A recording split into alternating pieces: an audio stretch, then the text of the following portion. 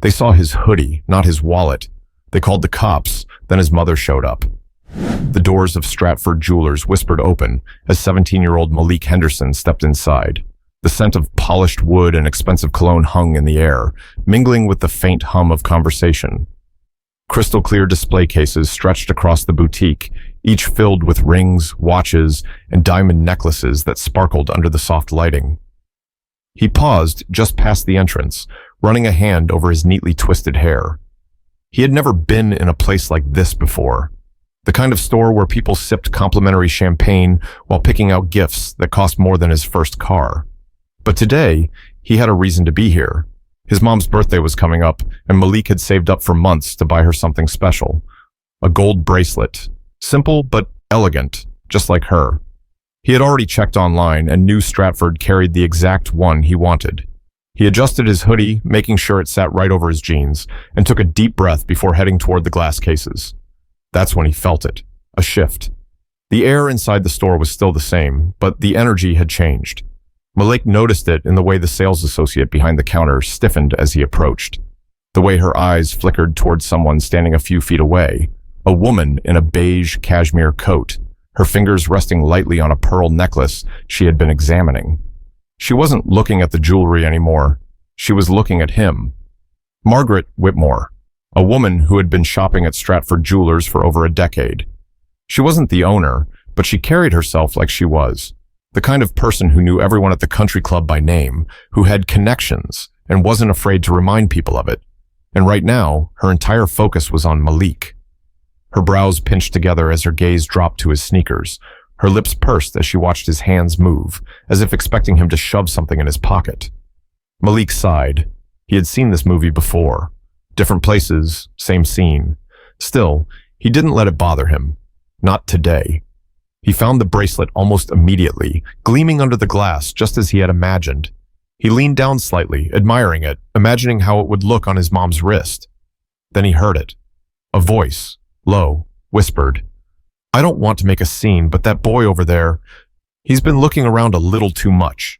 Malik's jaw tightened, but he didn't look up. Not yet. As Malik reached out to cradle the bracelet in his hand, a pair of eyes locked onto him with an intensity that made his heart skip a beat. Across the showroom, a distinguished woman in an elegant outfit, Elena Roswell, watched him with a quiet certainty. Her gaze was calculating, filled with a conviction that something wasn't right. Elena wasn't new to this refined environment. Known in Tulsa, Oklahoma, for her unyielding opinions and her long history with Stratford Jewelers, she had grown accustomed to the ritual of scrutinizing every newcomer. As she observed Malik, her mind raced through assumptions she had long held without question. Every move he made, every gesture, seemed to confirm her suspicions. His worn sneakers and casual hoodie clashed sharply with the store's polished aura, and she couldn't help but see him as an anomaly among the perfectly attired clientele. Quietly, she leaned over to the counter where a young manager was assisting another customer. In a low murmur, she said, "I don't mean to intrude, but that young man, he's been lingering too long near the high-end displays. Isn't that odd?" Her tone, measured yet persuasive, carried the weight of years of entitlement and the assurance of someone who believed she knew best. The manager, a composed man named Leonard, who prided himself on his impeccable service, hesitated for a moment. His eyes flickered to Malik, who was still absorbed in the display case. Torn between the desire to maintain the store's welcoming atmosphere and the duty to address Elena's concern, Leonard's face betrayed a momentary conflict. But before he could gather his thoughts, Elena's whisper became a quiet command. "Please, Leonard, make sure everything is in order. I'd hate for something to go amiss." Leonard nodded politely, his gaze fixed on Malik as if to confirm every unspoken suspicion. He moved closer to the young man, his footsteps measured and deliberate. Malik, unaware of the brewing storm, continued his careful inspection of the bracelet. Every gleam of the diamond reminded him of the promise he made to his mother, a promise of love and gratitude. But the undercurrent of tension was palpable. Leonard's eyes narrowed slightly as he examined Malik's ID badge tucked in his pocket, a badge that spoke of hope and dreams rather than of any wrongdoing. Yet, in that polished world of glittering jewels and reserved smiles, his presence seemed to unsettle the established order.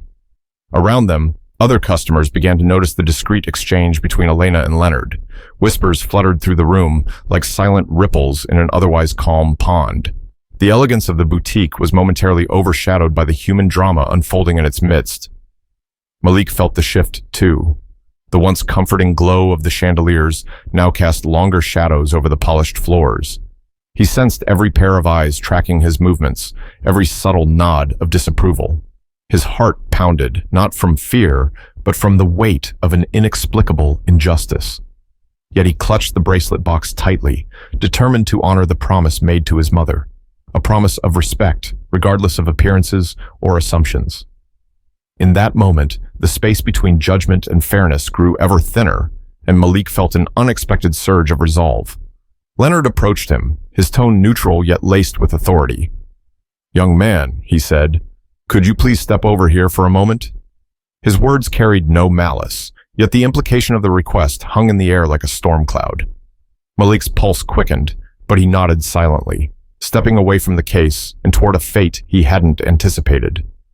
But just as the tension reached a simmer, the atmosphere in the store began to shift once more.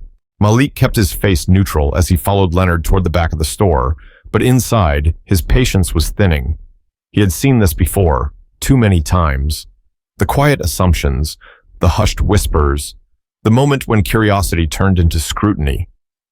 Leonard stopped near a side counter, away from the main showroom. "I just need to ask you a few questions," he said, forcing a polite smile. Malik folded his arms. "About what?" Leonard hesitated. His eyes flickered toward Elena, who was pretending to admire a display of emerald rings, but was clearly eavesdropping. "A customer voiced a concern," Leonard continued. "We just need to make sure everything is in order." Malik exhaled sharply through his nose. "A concern? I've been in here for less than 10 minutes. What kind of concern?" Before Leonard could answer, the door chimed. 2 uniformed officers stepped inside. The shift in the room was immediate. Conversations trailed off. Customers looked up from their selections. Even the sales associates stiffened. Malik's stomach dropped. Leonard straightened, relief flashing in his eyes as if the problem had already solved itself. He gestured toward Malik. "That's him." One of the officers, a stocky man with graying hair, scanned the room before walking toward them. His partner, younger, sharper, followed closely behind. "Sir, we got a call about a possible suspicious individual in the store," the older officer said, his voice calm but firm. "Do you have any ID on you?" Malik's fingers twitched. His wallet was in his back pocket, but something inside him resisted reaching for it. He had seen too many viral videos of situations like this going wrong, too many stories where the wrong move turned into a nightmare. Leonard cleared his throat. "I don't want to cause any trouble, officers, but we just need to verify that everything is okay here." Malik scoffed. "Verify what? That I'm a paying customer?" The younger officer sighed, shifting his stance. "Look, son, we just need to confirm a few details." Malik clenched his jaw. Son, he hated that. A hush had fallen over the boutique. Eyes burned into his back. Even the customers who weren't sure what was happening could sense that something about this moment wasn't right. He could hear the doubt in the officers' voices, like they weren't even sure why they were here. But that didn't matter, did it? They had been called, and now they were going to follow through. The older officer adjusted his belt. "So, do you have ID?" Malik inhaled slowly, forcing himself to stay calm. His mother's voice echoed in his head. "Stay cool, don't give them a reason." He pulled out his wallet and handed over his driver's license. The officer studied it, flipping it over as if he expected it to say fraudulent in fine print. The younger cop frowned. "You live in Midtown?" Malik's brow furrowed. "Yeah, that a problem?" The officers exchanged a glance. Leonard cleared his throat again. "I just wanted to make sure everything was in order," he repeated, shifting uncomfortably under the growing tension. Malik exhaled through his nose. His patience had officially run out. He reached into his pocket again. This time, it wasn't for his wallet. He pulled out his phone, unlocked it, and tapped a contact without hesitation. The line rang twice before a voice answered. "Hey, Ma." A pause, then a shift in her tone. "What's wrong?" Malik didn't take his eyes off the officers. "I need you to come down to Stratford Jewelers, now." Silence. Then her voice, measured but sharp. "I'm on my way." Malik put the phone back in his pocket and crossed his arms. The officers glanced at each other again. Leonard looked confused. Elena had gone completely still. And Malik? He was done explaining himself, but the story was far from over. Time moved differently now, slower, sharper. Every sound in the store seemed amplified, the hushed whispers of customers, the soft clinking of jewelry being placed back in display cases, the steady hum of tension in the air. Malik stood his ground. He had done nothing wrong. And yet, here he was, surrounded by strangers, waiting to see how this would unfold. The older officer, still holding Malik's ID, shifted his weight from one foot to the other. He seemed less sure of himself now. Maybe he had expected resistance, or panic. Maybe he had thought Malik would try to talk his way out of it. But Malik didn't have anything to prove. Elena Roswell, who had started this entire mess, suddenly found a reason to check her watch. Leonard, the store manager, cleared his throat again, his nervous energy betraying the calm front he was trying to maintain. The younger officer spoke first. "Who did you just call?" Malik didn't break eye contact. "My mother." Something about the way he said it made the older officer hesitate. There was no fear in his voice, no desperation, just certainty. The store had turned into a stage, and every customer, every employee, was part of the silent audience. The officer handed Malik his ID back. "Look, we're just here responding to a call. If this is a misunderstanding, let's clear it up. Do you have proof that you're here to shop?" Malik let out a short laugh, humorless, sharp. "You want proof that I came to buy something? Should I show you the cash in my wallet? Or should I just walk around with my receipt before I even get to the register?" The younger officer tensed. "That's not what we're saying." "Oh, really?" Malik's voice was steady, but his frustration was bleeding through now. "Because it feels like that's exactly what you're saying." Leonard stepped in. "No one's accusing you of anything, son. We just—" "Don't call me son." The words sliced through the air, stopping Leonard mid-sentence. The older officer sighed, rubbing his temple. This wasn't going the way they had expected. And then, the glass doors of Stratford Jewelers swung open with force. The sound of heels on marble echoed through the space, crisp and deliberate. Customers turned, instinctively moving out of the way. A woman in a tailored navy suit strode inside, her presence cutting through the room like a blade. She was composed, controlled, but the fire in her eyes was impossible to ignore. Special Agent in Charge Denise Henderson, Malik's mother, and the head of the FBI field office for the region. Elena Roswell's face drained of color. Leonard took a half step back. The officers straightened on instinct, suddenly hyper-aware of who had just entered the room. Malik's shoulders finally relaxed. Denise's gaze flickered over the scene in an instant. The officers, the store manager, the woman in the beige coat. Then, finally, her son. She exhaled slowly. "Would someone like to explain to me," she said, voice smooth but razor-sharp, "why my son is being treated like a suspect in a store where he came to make a purchase?" Silence. The younger officer cleared his throat. "Ma'am, we were called—" Denise cut him off. "I know exactly why you were called." She turned her attention to Leonard. "Who made the complaint?" The store manager stammered, his composure cracking. "A customer raised a concern, and I—" Denise didn't blink. "Who?" Leonard hesitated, and then slowly, all eyes turned to Elena. Elena looked like she wanted to disappear. She opened her mouth to speak, but no words came. Denise stepped closer, her voice still measured, but now carrying the unmistakable weight of authority. "My son doesn't steal," she said. "He doesn't case stores. He doesn't look suspicious just because someone like you decides he does." Elena shrank back. Denise turned to the officers. "Are you detaining him?" The older officer swallowed. "No, ma'am." "Then unless he's under arrest, I suggest you take your concern somewhere else." Another silence. The officers exchanged glances. Then wordlessly they nodded, turned, and walked toward the exit. Denise didn't watch them leave. Her attention was solely on her son. Malik met her gaze, and for the first time since this ordeal began, he let out a breath he didn't realize he had been holding. But there was still one last thing left to be said. The silence in Stratford Jewelers wasn't just awkward, it was suffocating. The kind of quiet that made every little sound feel too loud.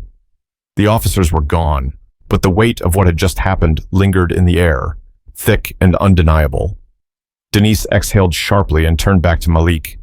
"Are you okay?" Malik gave a small nod. Yeah, I just... He let out a breath, shaking his head. I just wanted to get your birthday gift. Denise's expression softened. She reached out, placed a firm hand on his shoulder. There was something unspoken in her touch, an apology, maybe, for the world being the way it was. She turned back to Leonard, the store manager, who was suddenly looking anywhere but at her. My son had every right to be here, she said, her voice steady but carrying the weight of authority. And yet, instead of treating him like any other customer, you treated him like a problem. Leonard swallowed. Ms. Henderson, Agent Henderson, she corrected. That small adjustment in title made Leonard visibly shrink. Denise continued, You let one person's baseless suspicion turn into a police matter, a call that could have easily gone wrong. Did you even stop to think about that? Leonard fidgeted with the edge of his blazer. I was just trying to be cautious. Denise let out a dry laugh. Cautious? She repeated the word like it tasted bitter in her mouth.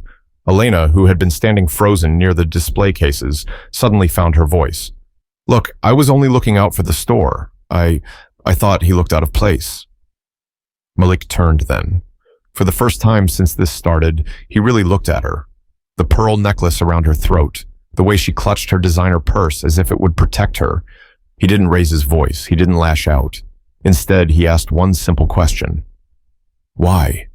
Elena blinked. What? Why did I look out of place? Malik's voice was calm, but there was steel underneath it.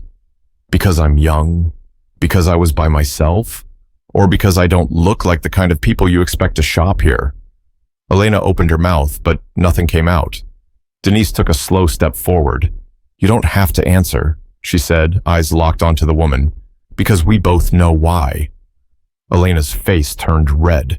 She mumbled something about needing to be somewhere and hurried out of the store, her heels clicking against the marble. Leonard cleared his throat, still standing stiffly behind the counter.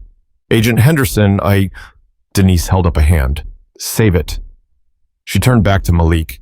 Did you find what you were looking for? Malik hesitated, glancing toward the glass case. The gold bracelet still sat there, untouched. The reason he had come in the first place felt like a distant memory now. Leonard shifted. I'd be happy to ring that up for you. On the house. Malik's jaw tightened. Denise let out a short breath. No. Leonard blinked. Ma'am, please, I said no. Her voice was sharp enough to cut glass. You don't get to wash away what happened here with a free gift. My son came in here prepared to pay for what he wanted. He shouldn't have to walk out with anything other than what he chose to buy. Leonard pressed his lips together and gave a small nod. He moved behind the register as Malik finally stepped forward, pulling out his wallet. The transaction was quick, simple, a process that should have never been interrupted in the first place. When Malik took the bag, Denise placed a hand on his back, guiding him toward the exit. But just before they left, she paused and glanced around the store one last time. Every customer, every employee was watching. Let this be a lesson, she said, voice carrying through the space. Pay attention to the way you treat people. You never know who they are or who they belong to. With that, she turned and they walked out together. But the lesson didn't end there. The air outside felt different, lighter, freer, but not for the reason it should have. Malik gripped the small bag in his hand, his mind still replaying everything that had just happened. The judgment, the whispers, the way the officers looked at him like he had something to prove. He had come here for something simple, a bracelet for his mom's birthday, but he was leaving with something else entirely. They reached the parking lot, and Denise stopped, turning to him. You okay? Malik let out a breath. I don't know. She nodded like she understood, because she did. He looked up at her, a thought pressing on his chest. How many times have you had to deal with this? Denise exhaled, eyes scanning the darkening sky. More times than I should have. Malik let that sink in. His mom, one of the most powerful law enforcement officials in the state, had been through this too. The title, the badge, the years of service, none of it shielded her from the same judgment he had just faced. A slow frustration burned in his chest. It's never going to change, is it? Denise studied him for a moment. Then she said, Not unless people make it change. Malik clenched his jaw, staring down at the bag in his hands. The gold bracelet inside didn't shine as brightly in his mind anymore. It wasn't just a birthday gift. It was a reminder of everything that had happened here today. Denise watched him, then placed a hand on his shoulder. "You don't get to let this break you," she said firmly. "You hear me? You don't." Malik met her eyes. "Then what am I supposed to do?"